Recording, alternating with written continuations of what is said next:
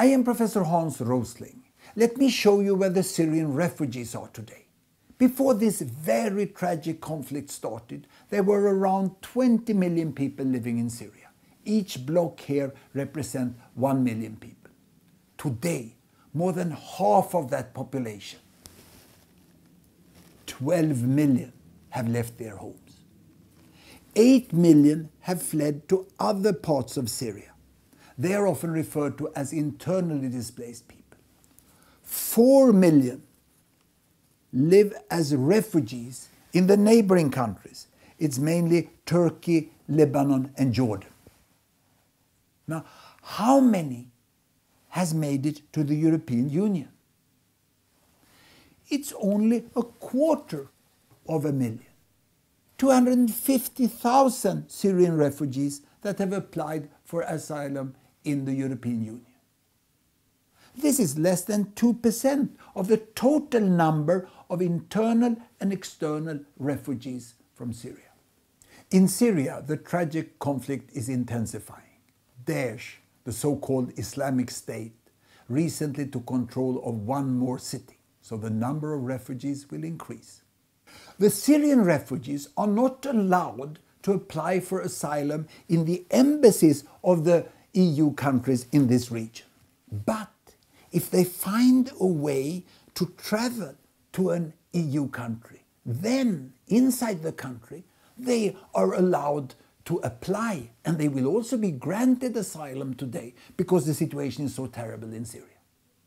But in order to exercise that right, they have to enter the EU illegally through costly and dangerous journeys. But presently the European Union is discussing a quota plan that will enable refugees of different origin that live outside Europe to apply for asylum before coming, and that will secure safe travels. But the plan only includes 20,000 refugees. So even if applied only to the Syrian refugees, it will just cover 0.2%, that is 1 in 500. So today, the European Union does everything it can to stop more than 99% of the Syrian refugees to apply for the asylum that they are legally entitled to in EU countries.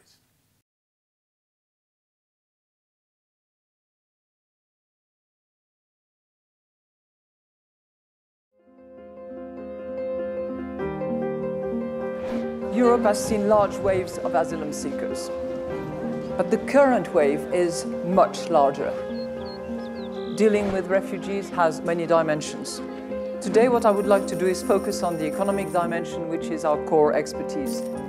We find that within the first 5 years of their arrival, the employment rate of refugees is 20% lower than that of natives with the same characteristics. However, this gap narrows gradually over time, and that reflects several barriers. There are legal barriers during the asylum process, poor knowledge of the local language, and limited transferability of job qualifications. All this points to the importance of policies that can help refugees overcome barriers to the labour market. One, a policy of subsidies. In Denmark, for instance, wage subsidies to private sector employers were very effective. Second type of policies, training and skill provision, that helped immigrants in Germany and refugees in Denmark. Third policy, access to work at temporary agencies.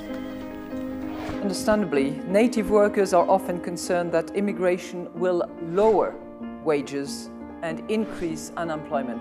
Past experience, however, indicates that these adverse effects tend to be limited and temporary. The surge in refugees is a challenge. It's one that requires solidarity. It's one that requires that holistic approach. In our view, this is a time for a major international initiative.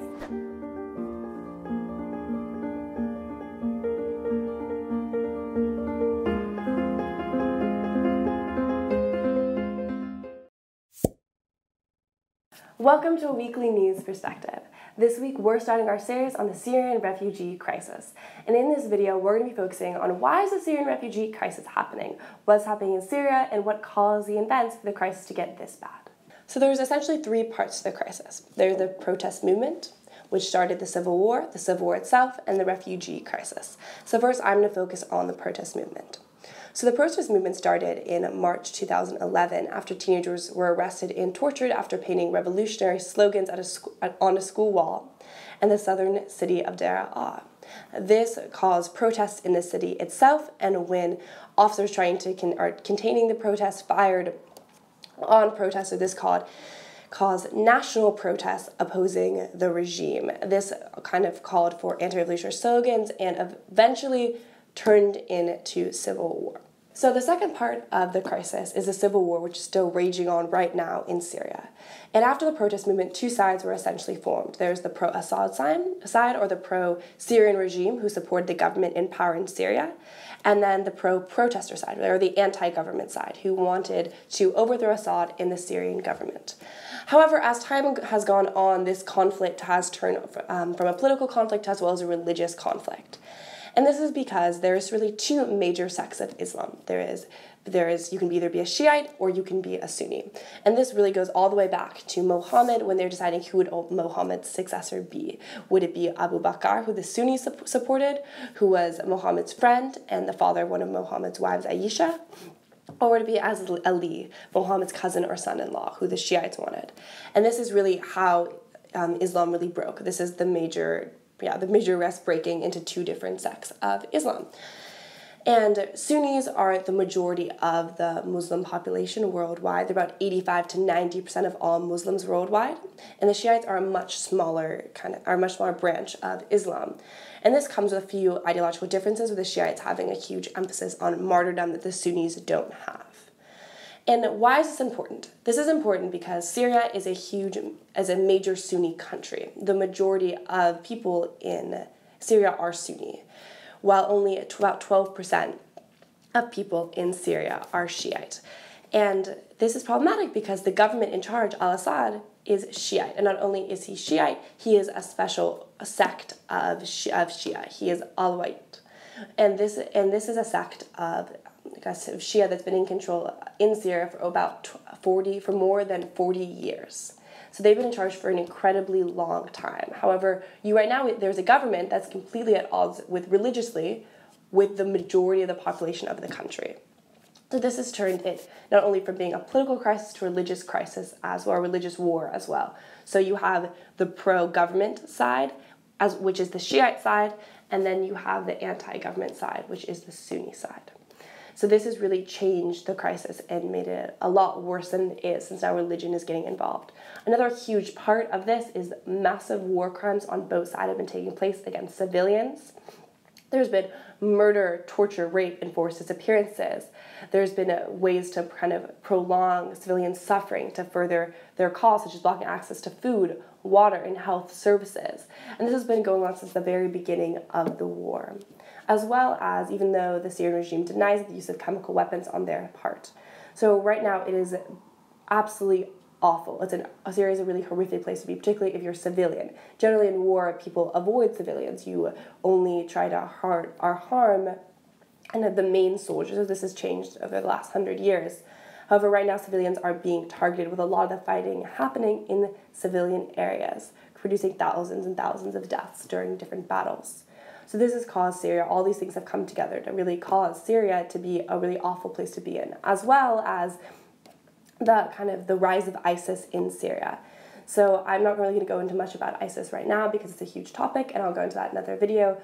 ISIS right now, though, is murdering civilians as well, doing decapitations, and also using homemade chemical weapons. So the combination of all of these qualities has caused a huge a refugee crisis of people trying to leave Syria. Another part of the civil war is the international sides that are helping to support the major sides, the anti-government side and the pro-government side in Syria right now. So the pro-government side, or the Shiite supporting side, which is what we went into in the last part of the video, is supported by a couple of countries internationally. It's supported by Iran, Russia, and Lebanon's Shia Islamist Hezbollah movement, which is kind of the party of God. It's a Shia Islamist military, political, military, and social organization that wields a lot of power in Lebanon. So those are the sides that are supporting the pro-government movement. The anti-government movement, or the Sunni side, is supported by Turkey, Saudi Arabia, Qatar, Jordan, as well as the US, the UK, and France. So all of these horrific events and things going on in Syria and the amount of civilian suffering has caused a lot of problems, right, particularly for humanitarian organizations that are trying to get in. The UN has estimated that they're going to need $3.2 billion to help 13.5 million people in Syria, including 6 million children. These are some statistics that really show kind of the length of the tragedy, not even taking into account the amount of people that are dying just purely on the day-by-day basis. 70% of the population has no access to clean drinking water. One out of 3 people are unable to meet food needs. 4 to 5 people live in poverty, and more than 2 million children are out of school. So this really shows the depth of the despair and civilian tragedy happening in Syria right now. This is only further perpetuated because both sides are really refusing humanitarian aid. This has led to the third stage, which is the crisis itself. The crisis first got started in April 2011. However, the first instance of people leaving Syria happened in May 2011 when Syrian refugees left Syria through a passageway into Lebanon. However, the crisis has only gotten worse since then. More than 4.5 million people have fled Syria. However, also 6.5 million people are refugees in Syria themselves. They've been internally displaced. Most of these refugees are women and children, and the majority of them have fled to Lebanon, Jordan, and Turkey. However, 10% of the refugees are in Europe. You've been watching our video about the Syrian refugee crisis. This is our first video of the series, and we're going to have 2 more come up. Thank you guys so much. Good morning, Hank. It's Tuesday. I want to talk today about the refugee crisis going on around the world, but let's begin with an old saying often attributed to that great expert in the field of human evil, Joseph Stalin. When one man dies, that's a tragedy. When thousands die, that's a statistic. Large numbers can feel cold and distant and even kind of comforting because they don't feel like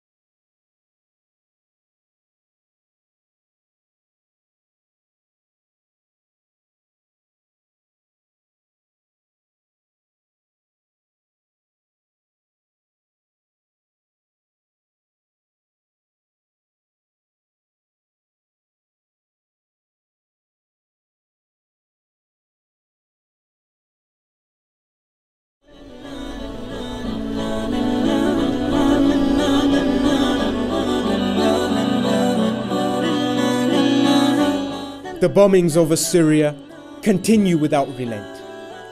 Aleppo, Syria's largest city, has particularly been targeted this year. Each day, its residents have been pounded with airstrikes and bombs.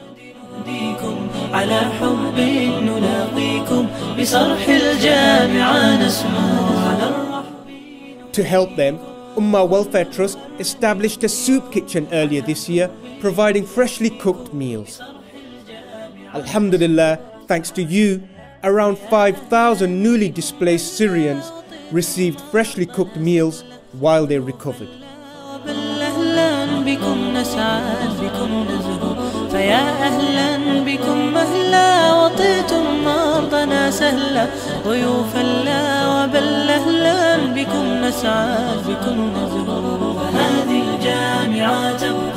مدارس للعلا ترقى فكم كانت سنا تبقى منارا للهدى يدعو فهذه الجامعة تبقى مدارس للعلا ترقى فكم كانت سنا تبقى منارا للهدى يدعو صنعنا الفكر للقادة تميزنا لنا عادة.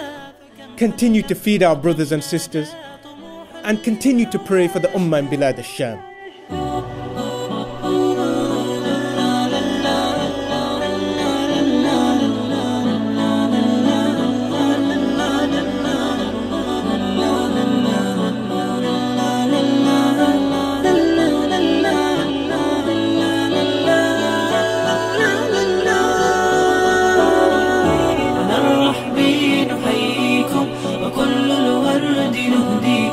على حب نلاقيكم بصرح الجامعة نسمو على الرحب نحييكم وكل الورد نهديكم على حب نلاقيكم بصرح الجامعة نسمو بنا الآمال يانعة الحدود الحلم شاسعة. My life is worth nothing. My life is worth nothing. If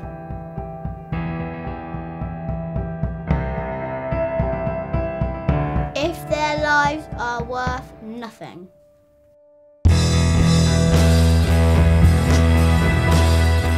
And winning the lottery of being born here rather than here Does not make you more entitled to safety than anyone else. Why wouldn't you save a child? No life is worth nothing.